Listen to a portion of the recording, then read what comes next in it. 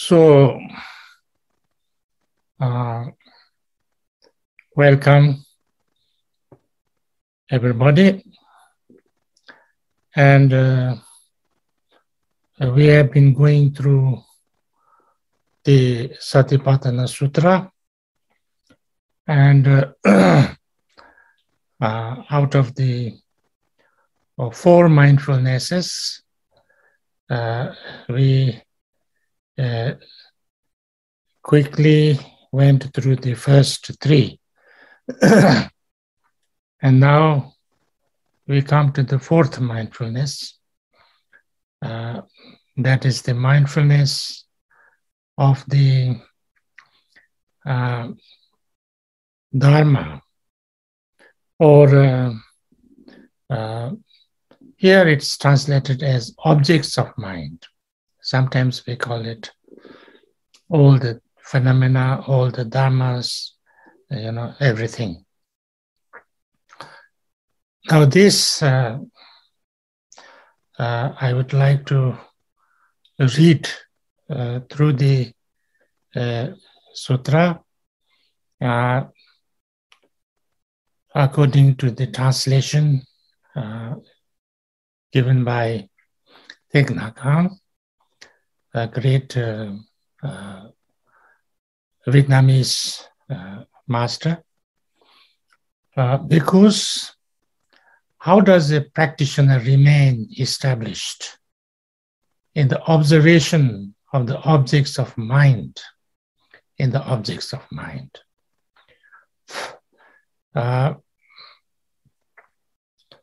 So, this is talking about everything, actually. Anything the mind can think about, or anything that one can even, even those that doesn't exist, but we can think about. These are called chu, everything.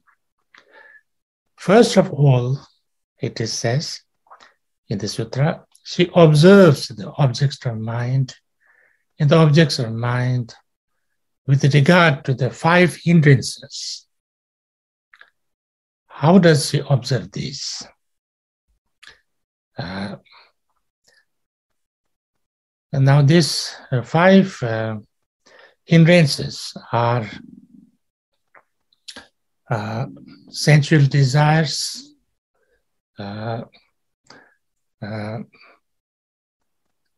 then you can call it ill will or anger,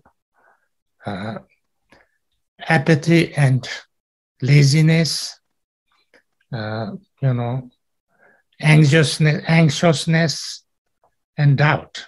These are the, five, what called as the hindrances to the meditation or to the practice. So first is the sensual desire. Sensual desire means that,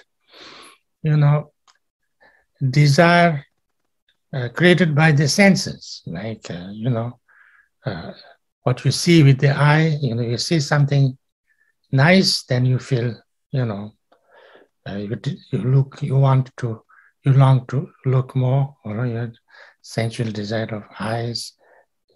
Or if you say something not nice, you don't want to say it, or you want to get rid of this, say. Then hearing something nice, desire of the hearing, desire of something smelling, tasting, and touching, and thinking. So this nice thoughts come out. So these are the sensual desires. So when sensual desire is present in her, she is aware. Sensual desire is present in me. Or when sensual desire is not present in her, she is aware. Sensual desire is not present in me. When sensual desire begins to arise, she is aware of it. When sensual desire that has already arisen is abandoned, she is aware of it. When sensual desire that has already been abandoned will not arise again in the future. She is aware of it. So, this is how, how what is said in the sutra. But what we have to do is,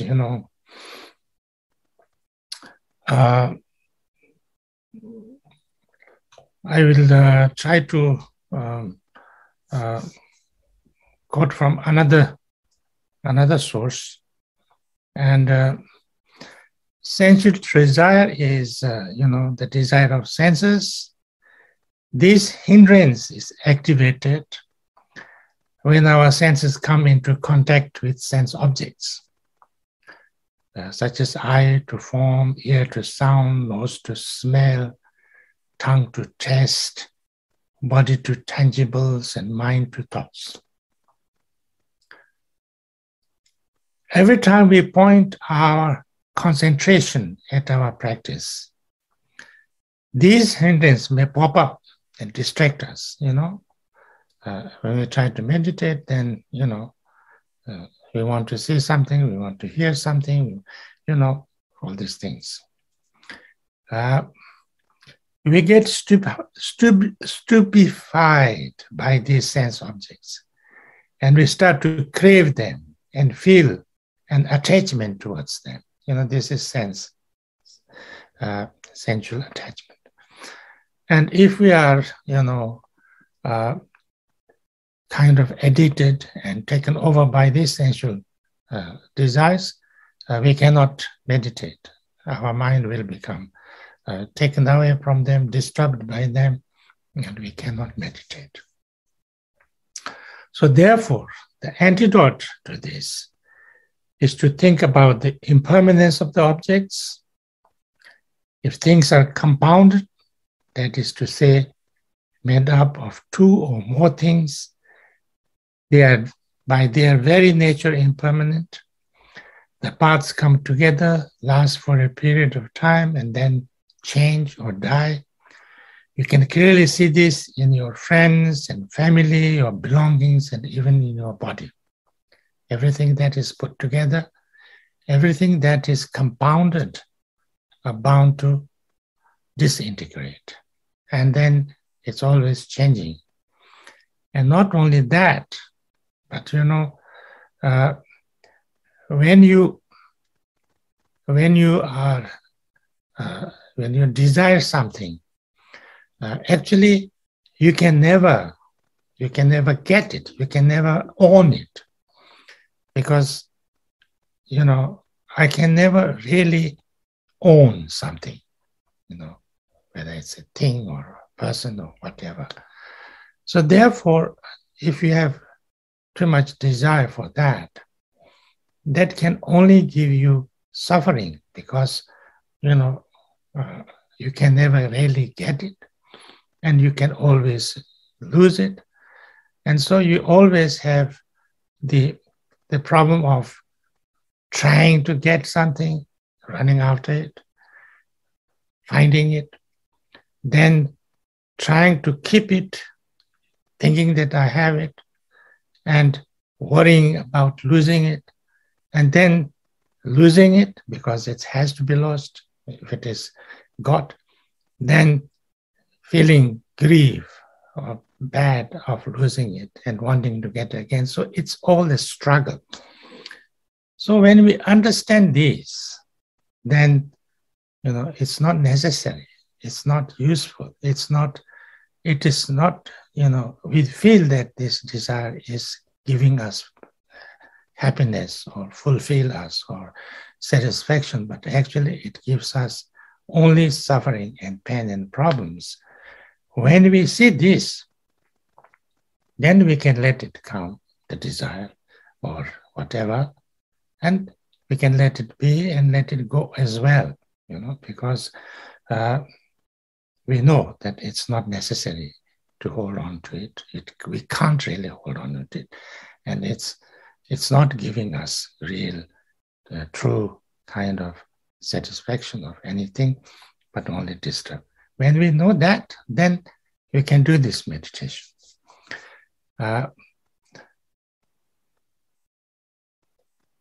If you are consumed by desires, look at what is making you dissatisfied. Why are you always wanting new things? Why are you always wanting new things? Is it peer pressure? Unhappiness with your life? Greed? Are you a kind of shopaholic or something like that? It's only when we have gotten to the root of these desires, then we can start to change. So, like this, then we do this, just looking at it in a direct way. And in the same way, we can do to all other,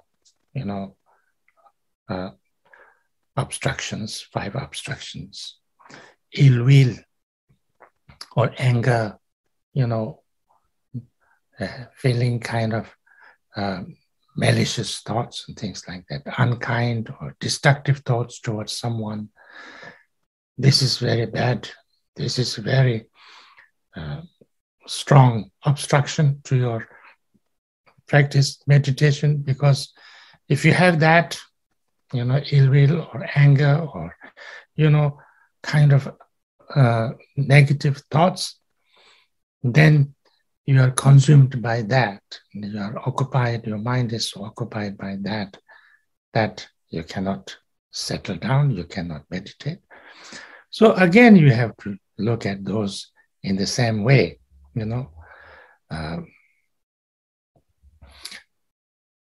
It's also possible to have ill will to yourself. It can make you burn inside, you're unable to concentrate on anything else.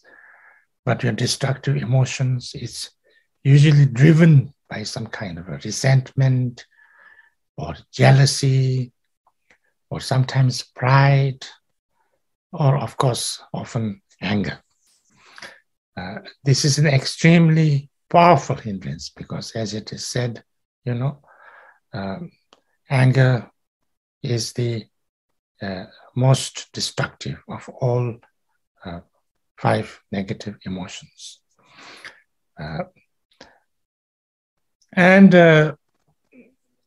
Antidote is to reflect on compassion. Compassion is the antidote. Why do we have ill will? Why do we feel that? That's we have to see.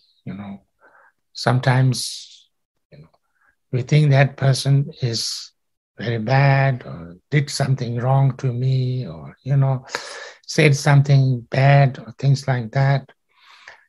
But we must understand that, what we really want is to have happiness, to have, to live in a joyful and in a well situation. And when you get angry, the reason why you get angry is because you think that somebody is disturbing that. And so you want happiness for yourself. And because you see that somebody is disturbing that, and therefore you're angry. But if you keep on angry, and if you have ill will, and if you hold on to that ill will, actually that's more stronger destruction to your peace of mind and happiness and things like that. Because with anger in your mind, you can never enjoy yourself or happy or feel good, and in peace. So therefore, when you say this, then you need to let go for your own good, not just because you have to be compassionate to others, but for your own good, it's better. So therefore, if it is ill will that affects you most, see what causes you to feel that way. see how it is affecting your life and the lives of others around you. Because if you are angry, then you are unhappy and you are also making everybody around you unhappy. So then you have to reflect in yourself whether you are jealous of someone or you are carrying around anger, or do you have too much pride and that pride is hurt. If you know what causes your ill will, you will be able to cut it off at the root. So this is why you look at it and you try to, so in the same way, apathy and laziness, apathy and laziness also makes our mind numb, because, we think that, if you don't do this practice, if you don't do this meditation, if you don't do something good, then I will be very happy because I don't have to do anything. I can rest, I can be free, and things like that. And then, if you are taken by that desire, then you cannot practice. First, one makes it difficult for you to arouse any interest. Second, makes you lethargic and sleepy. So therefore, both of them make you, distant from the practice. The antidote for all of this is also, something that you can do. Sometimes it is enough just to open a window and let some air in and go for a walk, or put some water on your face, or have a little break because sometimes you are tired. Have a little break and have a cup of tea. Whatever you want to do, try to make, you more alert and try to, inspire yourself. Yeah, think why you are doing this meditation and how important it is to do this, because you want your mind to be free from suffering and pain and problems forever. So therefore, what makes you lazy and disinterested? Also to think about that. Is it boredom? Are you unwell? Or you are not understanding what you are supposed to be doing? Or you are not seeing any benefit in doing it? So look at those things, why it's like that. And then you will understand, and then maybe you can let go of this laziness also.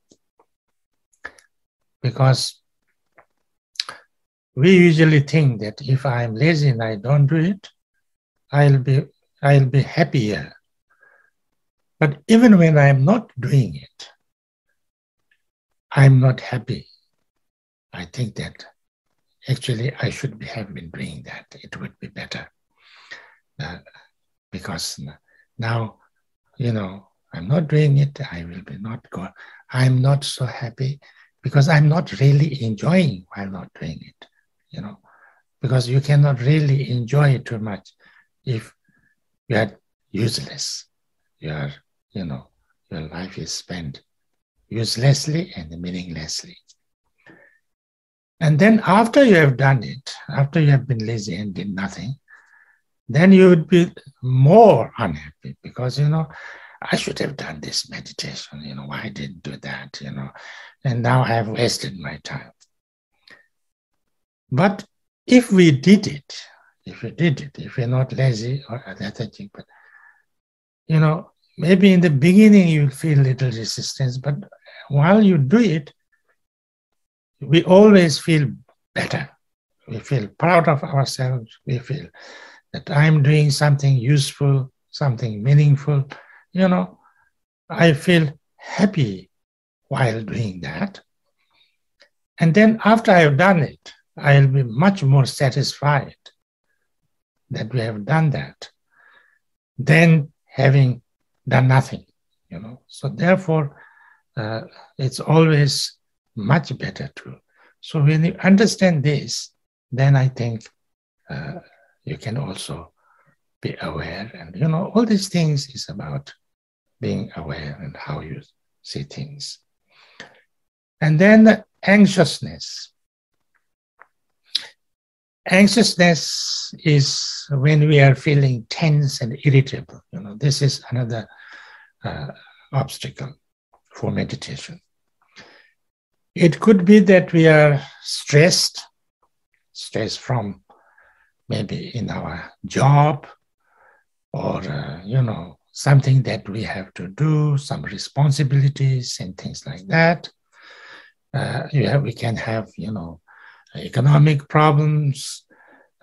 We can be worried about the future, or you have so many things to think about, and your mind seems like overloaded. So then this interest makes you kind of overexcited and emotionally troubled. So you cannot concentrate, You are unable to concentrate on anything, while you are in that state of mind. Now this is something it's important because we have this all the time, in the modern society. You can hardly have a time when you don't have this, anxiousness, especially like even in this kind of situations like what we have now. Even if there is, there's lockdown and you have all the time to meditate. You don't meditate. Instead, you are anxious and you are worrying and you are, having lots of, different kind of things and anxieties and fears and, worries and things like that. So therefore,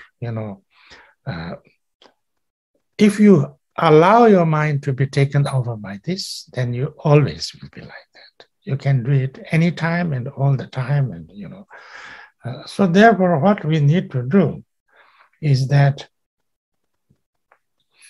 you have to bring your mind into the present moment, mindfulness.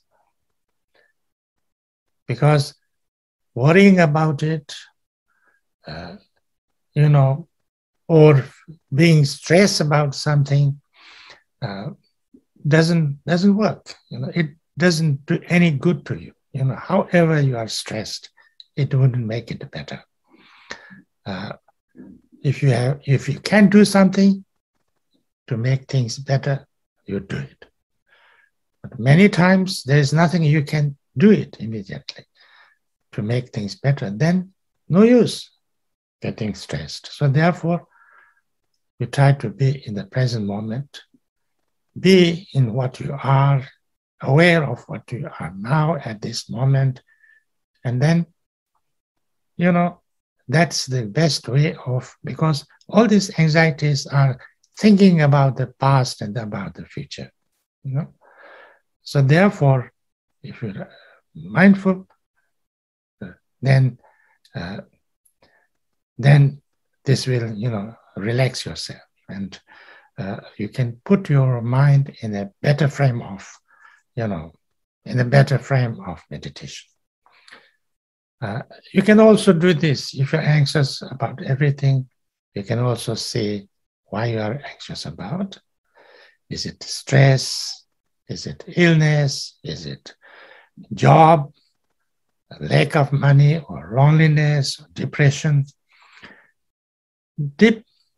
Go deeper into, and find out what you are. Then, whatever it is, the only answer or only way is to let it go, and you kind of try to allow your peace of mind to come out from yourself, from within yourself. The peace of mind cannot come from anything else, or anybody or anything can make you truly happy and joyful. Only it has to come from within yourself. So like that, then you can meditate. And the more you can be mindful, the more you are free of anxiety. And then doubt. Doubt is that when you have no confidence, when you have no confidence. It can be also we don't have good understanding, or we don't know what we are doing, or we don't trust what we are doing. We don't know how to do it correctly. All this makes us, doubt. The most simple and effective way to clear up doubt is to ask questions. Ask questions, read books, try to find answers from anywhere, including internet, and to get rid of your misinformation, but doubt is sometimes regarded as good. Because if there's no doubt, you cannot learn, it is said. Every learning has to start with a doubt, with a question. If you don't have a doubt, if you don't have any questions, you can never learn. Actually, I sometimes tell this also, but I landed up in the West mainly because of this. I was teaching in the East, in Sikkim, and it was a very comfortable job for me. I had the highest salary, in one of the highest salaries in the state. I had the least work because I didn't have that many students and lots of vacations, and very happy. But what was problem was that all my students were Tibetans and Buddhists. They believe in everything what I say. They never ask any questions. And so they never learn anything. So it was almost impossible to teach, because, when you don't ask any questions, when they don't have any doubts, then how can you, explain? I mean, you can explain something, but, it's kind of a little bit. So when I came to the West, I got lots of questions, and, lots of questions, and sometimes a little bit kind of challenging questions. That was very nice, actually, because then I can try to explain something and try to, clear some doubts and things like that. And that was the most nicest thing that happened. And that's why. But anyway, I don't know if I'm really clearing doubts or not, but at least I have this kind of feeling. So therefore, some of my teachers always told me that, if you learn something wrongly also, they say, it's not bad. It's better than not learning anything, they said. Because if you learn something wrong way, then if somebody says, no, that's wrong, it's not like that, it's like this, then you can say, oh, yes, and then you can fully understand it. But if you don't have anything wrong even, then nobody can even correct it, because, So anyway, so therefore, reflect on it, then be mindful and things like that. And so these are the 5 hindrances. And so these hindrances are actually very important, and this also, these are something that you can deal with, overcome with mindfulness, with understanding, with clarity, with, directly looking at things as it was there. Then, continuing on the sutra, further the practitioner observes the objects of the mind and the objects of the mind with regard to the 5 aggregates of clinging. 5 aggregates. 5 aggregates is, the almost all kind of a dharma or all objects of mind, more or less can be, can be included in this, what we call the 5 aggregates. 5 aggregates are, the form, feeling, perception, what we call the mental formations and consciousness. How does she observe this? She observes like this. Such is form. So look at the forms, Form is, everything that you can see and touch and, see and touch and feel and, that's those kind of things. Form. Such is the arising of the form, such is the disappearing of the form, looking at the form and observing the form and how it happens, and what is that, what is the nature of that. Also, you can go and have insight in it, we always kind of look at these things through the, Madhyamika philosophy and things like that, investigating and things like that, that whatever it is there, it is not one. Is it one or many? It has to be. It can't be just one. It's made of many causes, many conditions, many parts. And then if one part is also many like that, so, it can go down. So these things we already discussed many times, so I don't have to discuss here. And then you find that form is also not truly existing on its own, It's emptiness, it's interdependence, dependently arising, and things like that. So, including your own body. Then feeling. Such is feeling, such is the arising of feelings, such is the disappearance of feelings. Feeling. We also talked about feeling before. So this. Then the perception. The perception is, that we see, the way we see it, that's the perception. I see it like this, I see it like that. See means like not only with the eyes, but I perceive with my eyes, I perceive with my ear, the sounds, I perceive, the smell with my nose and taste with my, like that, the perceptions.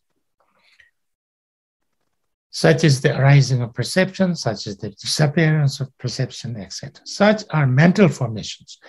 Now, mental formations is almost all concepts, and also, all our mind poisons, our emotions, and all these things are called mental formations. And in mental formation, lots of things are included, actually. Feelings and perceptions are also actually included. Such is the arising of mental formations, such is the disappearance of mental formations. Such is consciousness, the consciousness that we have, mind, the main activity of the mind is consciousness, being conscious, being aware, knowing, that's of course, without consciousness, we cannot have mental formation, we cannot have perception, we cannot have feeling also. And of course, we cannot even have form because we see the form. And if there is no consciousness, we cannot see the form. So consciousness is, kind of everything. Such is the arising of consciousness, such is the arising, disappearance. But consciousness, there's nothing there, kind of that we can hold on to, that we can, that you can actually touch or, have a form or have a, size or anything like that. So this kind of. So when we understand and can directly experience the, and be mindful of the five aggregates directly, then we are able to understand kind of the true nature of our, phenomena. And that makes us understand what I am, how the world is, how everything is. Then it says, further, bhikkhus, the practitioner observes the object of mind, in the object of mind, with regard to the 6 sense organs and 6 sense objects. How does she observe this? 6 sense organs are, eyes, ears, nose, tongue, body, and mind. These are the 6 sense organs. And these 6 sense organs have 6 objects. So form, to see, to see, the sound, to hear, the smell, to smell with your nose, the food or something, taste that your tongue would taste, the body that would touch and feel, and the mind to, to think about. Or to. So these are the 6 sense objects. How does she observe this? She is aware of the eyes and aware of the form. She is aware of the internal formation which are produced in dependence on these 2 things, how we see things, it's a very kind of what can I say? It's a very how we see is a quite a complicated process. Actually, there has to be something to see, otherwise the eyes cannot see. The eyes have to be there, but eyes have to be able to see, have to have the, what can you say, a good eye. And then there has to be object to see, and then when these things put together, then you see. But when you see, what do you see? What I see is not with my eyes, but with my mind. And when I say I saw something, that time, what I see is something, it's like a photograph, what is reflected to my eyes. I don't see the object of reflected to my eyes is interpreted by my mind as saying I see. So therefore, actually, do I really see the thing? Most probably you don't really see it, but you have an image of that, what I reflect in your mind. And then I say, I see. So therefore, all kind of experiences of our sense organs and sense objects are like that. It's actually an illusion, mostly kind of an illusion, although we call it direct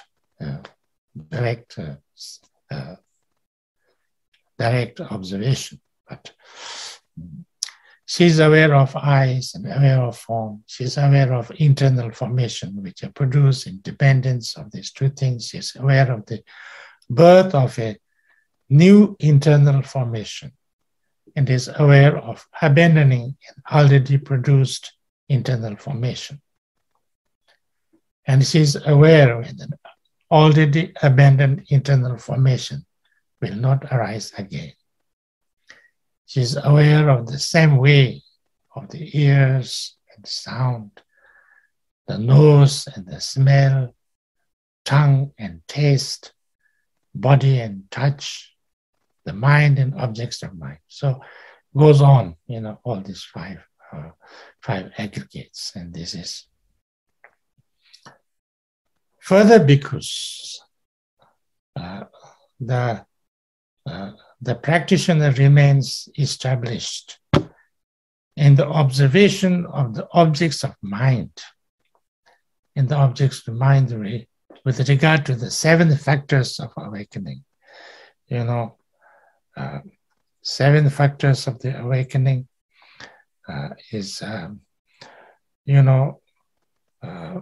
what we call as the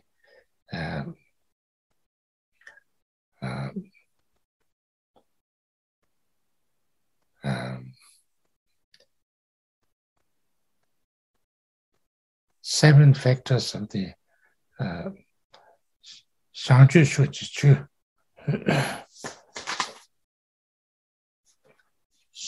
相聚见了的相聚见了的 the 7 factors of awakening. This I just mentioned this 37 bodhipaksha. Out of that, this is 7 factors. I want to just mention, because we don't really have time to go through it deeply, but these are actually very important things. First is,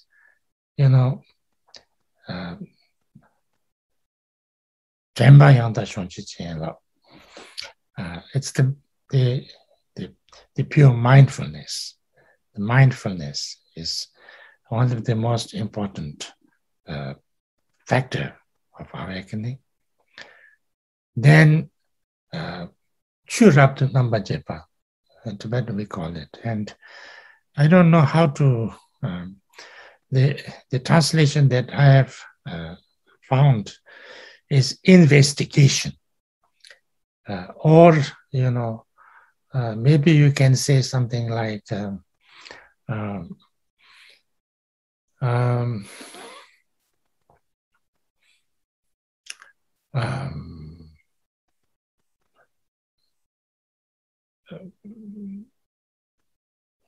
well, it is through investigation in a way, but actually very clearly discriminating how things really are, to understanding that. That's one. And then, the diligence, the right efforts, pure efforts. And then Gavayanta means joy. Joy, the joy is important. There are lots of importance given to the joy. In Buddhism, even like diligence is described as joy in doing positive things, is diligence, So there has to be joy, Then Xinzhong. Xinzhong is, trained, fully trained. If you are really trained in your body and trained in your mind, then only you get the tranquility of the body and mind. So therefore, this tranquility. And then Tenzin, that's coming from Tengen. Tengen is like mind meditation, you can call it, or concentration, you can call it, but usually it's translated as concentration, but it's not, when you say concentration, like making your mind very concentrated, that's not it. This is like, like what we talked about mindfulness, just being aware, and, not making too much kind of too much like intense, very relaxedly, but just aware. That kind of is actually the main way of doing meditations with the concentration. And then you find this pangyam, equanimity. But that is, when you have this understanding and experience, then, you're not disturbed or, frustrated or affected by anything. Your mind becomes so broad. Your mind becomes so free. Your mind becomes so stable that nothing can shake it, nothing can disturb it, you're completely in peace with everything, with harmony with everything. Then it's called, you can sometimes call it, equanimity. So therefore, when we use the word equanimity in English, it sounds as if you're kind of carelessness, but that's not here. It's the most kind of free and undisturbed, unperturbed state of being. So these are the 7 factors of awakening. So how does he remain established in the practice of observation of the 7 factors of awakening?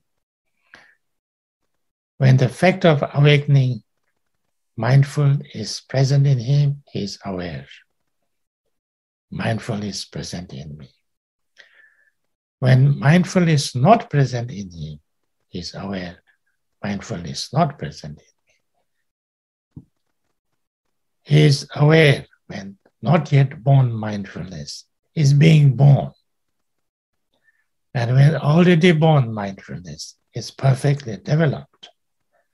In the same way, he is aware of the factors of investigation, diligence, joy, ease, concentration, and equanimity. So, here it is translated in this way.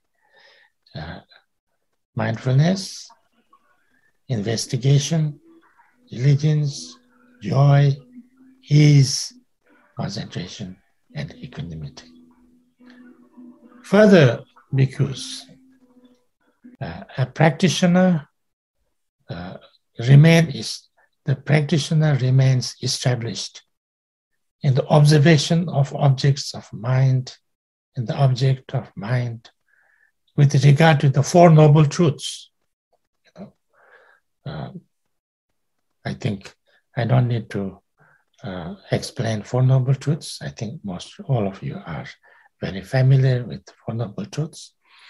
The suffering, the causes the suffering, cessation, and the cause of the cessation, which is path.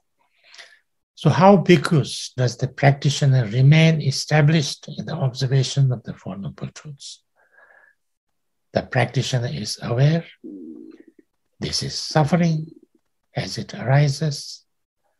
She is aware this is the cause of the suffering as it arises. She is aware this is the end of suffering as it arises. She is aware this is path which leads to the end of suffering as it arises. So like that, anything, everything in this way, So you directly, experience it and look at it and relax in it. This is how the practitioner remains established in the observation of the objects of mind, and the objects of mind, either form within or form from within or from without, or both from within and from without.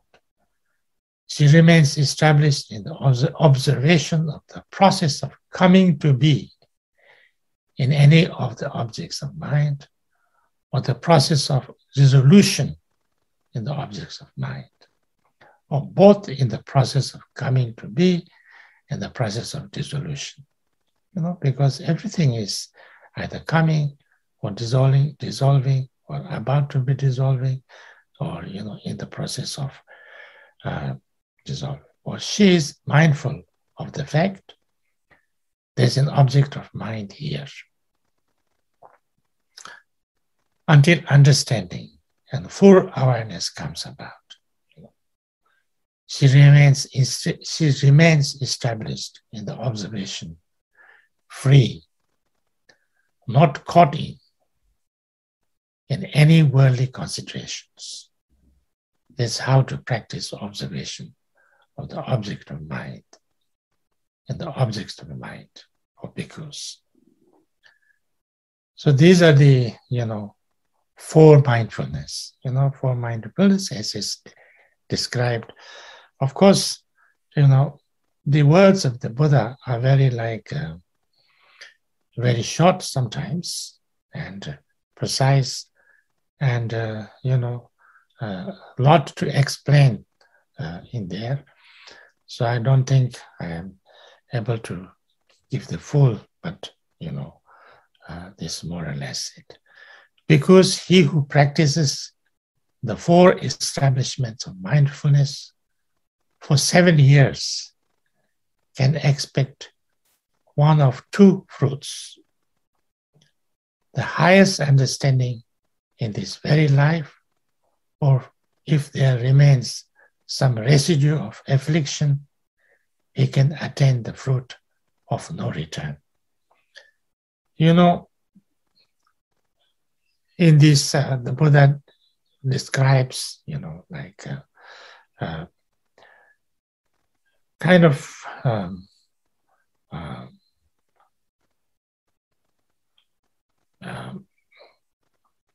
what we call it,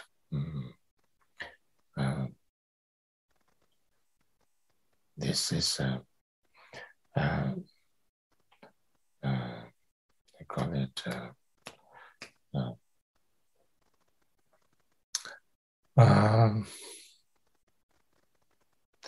the 4 stages,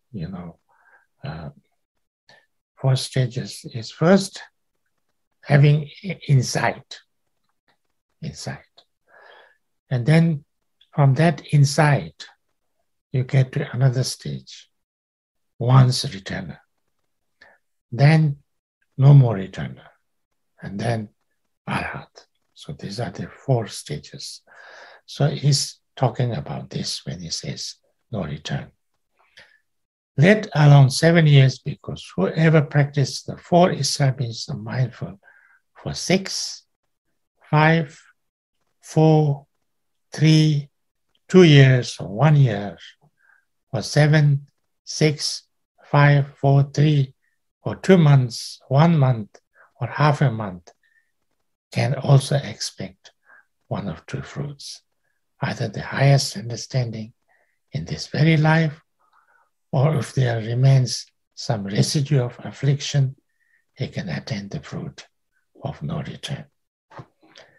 That's why we said that this path, the path of the 4 grounds for the establishment of mindfulness, is the most wonderful path, which helps beings realize purification, transcendent grief and sorrow, destroy pain and anxiety, travel the right path, and realize nirvana. The bhikkhus are delighted to hear the teaching of the Buddha. They took it to heart and began to put it into practice. So that's the end of the sutra. So we kind of at least read through this wonderful sutra. Not long, but I think very meaningful. And if we can practice it, it's going to be, I think, very useful. And I think from what we read and discussed, maybe we can find a little bit better way of meditating. Because meditation is not, not trying to create something that is not there, but just allowing ourselves to be aware of whatever. And it's not something like a struggle or trying to make something happen, but just allowing and being, letting be,